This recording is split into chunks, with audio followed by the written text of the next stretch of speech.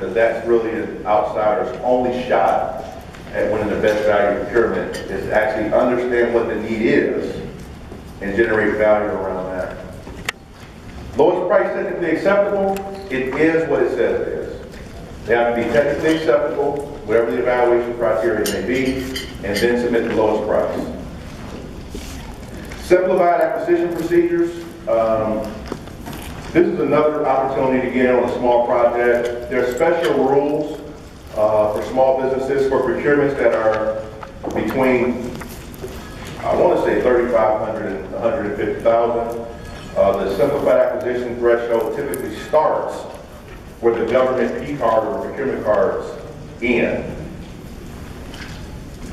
Architect and engineering contracts, as page 83 your guide. I won't get heavy into this. Farm parts 13, 14, and 15 states where price competition is not required. Offers are competitively selected based on qualifications. So architect and engineering, they'll have certain standards. They pick the designers based on the standard and then negotiate fair, reasonable pricing. It's not like everything else where an unknown can actually win. Two factors, again, responsibility, profit incentives. This is part 16.101. We're going to go through some of the slides that are just more informational, quickly, so we can spend more time on the areas that, although the whole FAR is very important, we're going to, spend more emphasis on the topics that are very important to counselors and helping you guys and your clients versus just random facts and knowledge. Two broad categories of contracts. This is one of those areas. Fixed price and cost reimbursement. A small misnomer is that a lot of people will look at this and say that's an error. There's actually three categories of contracts: fixed price, cost reimbursement, and time and materials. What's little known is that in the FAR, time and materials is actually a cost reimbursement type contract. Who knew, right? I know somebody's been at 20 years. This dude's lying, telling you time and materials in the FAR falls under cost reimbursement. Those are two contract types. Within fixed price, there's a variety. There's fixed price, economic price adjustment, incentive. The concept here, I'll just teach the concept, not the contract types. The concept here is on a fixed price contract, clients submit invoices. It is a perform or bust contract. If your client gets in there and they learn that they shot too low and they're going to lose money doing it, if they can't demonstrate to the government that there's a change order or the government misrepresented the statement of work, they have to complete that contract at a loss or receive a default. So I said perform or bust. The FAR terminology is they have to either perform or default. So the moral of the story there, advise your clients if they don't know what they're doing or they really don't know how to deliver a solution, stay away from fixed price because they have to eat the cost. And we all know the only thing worse than not having a federal contract is having one you can't perform. So fixed price, they have it, they can't perform it, and they're going to lose money doing it.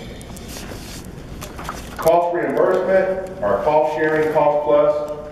Cost contracts are the most administratively managed by the federal government. This is where they're most likely going to see the DCAA for the system audit. On the back end, they're going to see the ICE submission. The government's going to pay them for all of their costs, and then the government is going to pay them some small fee depending on the fee structure. Incentive contracts is when the government wants to provide some incentive to them to either finish early or to have some special technological advancement. An example of an incentive contract is you have war fighters overseas, they're in a conflict, they learn they need some kind of special night vision glasses. The typical industry delivers them in 30 days, where they're taking heat right now. They'll say, granted, net 30 is the actual performance requirement. We really can't force you to do it before net 30. But if you can get it here in net 20, there's an extra 5% fee for that. That's the concept of an incentive. Again, T&M is in the middle. Although it's cost reimbursement, they still spell it out. The difference between T&M is that the number of hours is unknown. in terms of how many hours it's going to take to get to the finish line, but the price is known. So there's a set hourly rate, an agreed upon hourly rate for so many hours. And the only thing that's going to adjust in the contract is the number of hours. Cost reimbursement, everything adjusts. The price of the resources adjusts, the price of materials adjusts. They'll submit a proposal, and at the end, the government will adjust the contract based on what actually happened.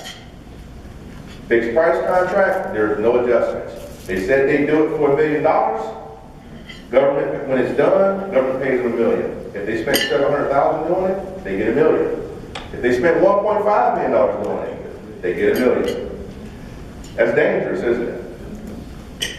One of the things that I read in FAR, prior to even teaching the course, it actually says when the government wants to transfer maximum risk to the contractor, fixed price contracts will be selected. It's in the FAR. So again, teach your clients that when they see fixed price, it is the government's intent to purposefully put maximum risk. They're not going to put roadblocks to make them fail, but the government's saying you're on your own, whatever bid you put in, you better be able to live with it.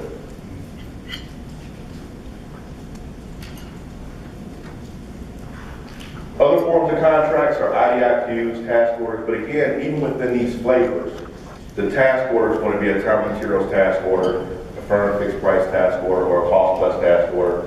The concept of this slide is that everything doesn't say contract or BPA.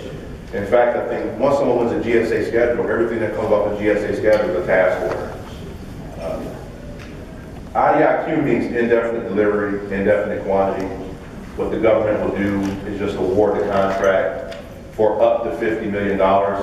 And what it does, for lack of a better analogy, it's like a line of credit where the government can buy at will up until that limit. Again, it's dangerous because the client will go out and spend $20,000 writing a proposal. They may go hire a person to project manage it, $500 million BPA, and only $500,000 actually awarded on it. So again, it's indefinite, so there's no guarantee that work will ever come from it. Contracting methods on page 90. The concept of contract is that the government and the contractors are both trying to find a happy medium. The goal of fair and reasonable pricing and those things is that the seller and the buyer, in this case the buyer is the government and the seller, they're both comfortable with the agreement. That's the overall contracting implications and the actual goal there. Specifications. Specifications are synonymous with statement of work, performance work statement, statement of objectives, statement of deliverables. It's spelling out what the government wants. It's very important because that's the metric. If a dispute arises where the government says your client didn't perform or they didn't get what they want, they're going to go back to the specification, and that's going to be what's important. A lot of new contractors, they fall victim to scope creep. Well, they'll give the government a little more. The Corps will say, hey, instead of doing that, can you do this? And they'll do it. But then the contracting officer comes back and says, look, we asked for X. You didn't actually deliver X. It's outside the spec. Now their final invoice is being held up. Now there's a dispute. The contractor thought they did a great job, thought they made the agency happy, but it didn't meet the specs of the contract. So they're actually, out of compliance. That happens a lot with newer contractors that don't know to tell the agency, the Corps, if that's what you want, we can do it. Let's do a change order to the specification. That way when we're done, what we deliver actually matches what's in the contract. Design and performance specs are the same. Performance-based acquisitions, this is on the services side, where you don't really have a particular deliverable. They're doing help desk work, they're providing nurses. Performance-based, they'll try to create other metrics around it. IT, you see it a lot, 99% uptime. Solve level 1 issues in 1 minute. If you can't solve a level 1 issue, move it to level 2. Have level 2 get back to them in 24 hours. Uptime and those kind of things, those are performance-based acquisitions. The key there is just to know that performance-based acquisitions are service-based, and within that, there's the government's attempt to create some metrics to make something that's subjective more objective. Concept of cleaning, a janitorial contract. What is clean? How do you quantify clean? Well, they say the bathroom will be cleaned at 10 o'clock, 12 o'clock, and at 4 o'clock. Dusting will happen once a week. Floors will be buffed once a month. If they hit those service objectives, that's the definition of clean. So just giving you that concept. Because again, as us married guys know, what we call a clean kitchen doesn't mean standard clean. I digress. Bundling, we talked about that. When they take 2 or more contracts, push them together. I won't rehash something we talked about. Policy for advertising. The government has to advertise and post things that are over $25,000 on FedBizOps. Someone asked a question about source, actually a couple of people asked a question about source of salt, which is, I felt good about that because that means people are eager to learn. If you go to FedBizOps and just go in there and just type in source of salt and just see what comes back and kind of click through about 4 or 5 of them, you'll get a feel for what they are, and immediately you'll see the opportunity that your client has to actually steer this stuff. One of the things that they may have the ability to do is say, and we also recommend this be a time and materials contract. So sometimes the agency will actually ask, and what contracts do you customarily use? If they're not an expert, plant that seed early, time and materials. Length of solicitation postings. It must be posted 15 days. In some instances, we typically see a 30-day period. That's kind of customary, with the exception of GSA. We'll go out on eBuy, something post on Monday. They want to answer on Thursday. It's like, wow, you know. But again, in the best value, I digress. 30 days is the norm. GSA, eBuy, FedBid, they kind of play by their own rules to some degree. That's why contracting officers like them. They have a requirement. They have an idea how to fill it. They want it quick. Stick it on FedBid, stick it on GSA, eBuy. The moral of the story, make sure your clients are registered in those systems, despite what we may feel about them. If they want to get all the opportunities, they need to be in all the systems. We're also seeing things flow through FedConnect. There's a couple of agencies that just really love FedConnect. And you look at FedConnect, it looks like something some kid created, you know, in their basement. But, you know, $1 million contracts coming out of that thing. So, you know, as goofy as it looks. I digress. Socioeconomic, again, contracting things, they favor small businesses, particularly those different designations, hubs and home service, able to AA. Positive law codification. I say codification, you say codification. It's okay. There's a footnote on page 26 where they've actually changed some things, and this is where I want to make everyone who's been doing this stuff for 20 years or more upset. Davis-Bacon is no longer called Davis-Bacon. It's called wage rate requirements, in parentheses, structure. That's right. So you say Davis-Bacon, we know what you mean. But a new contracting officer that's been doing it for 6 months, say, I don't know what Davis-Bacon is. Well, change the name on it. Footnote 26, page 96. The Walsh-Healy Act and the Service Contract Act, they have been renamed as well. These thresholds are a little higher too, some of them.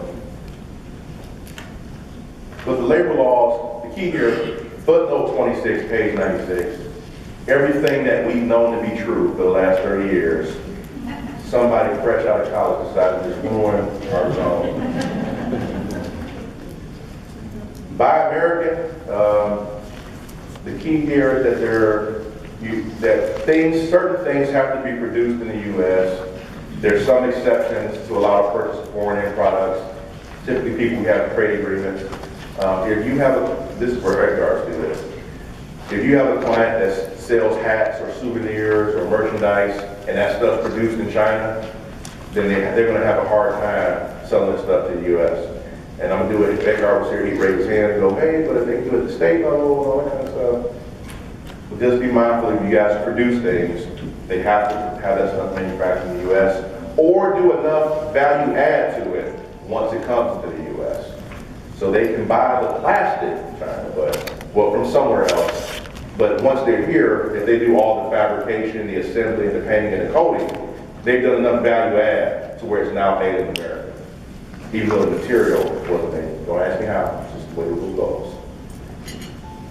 Trade agreements, again, this is like NAFTA and those kind of things.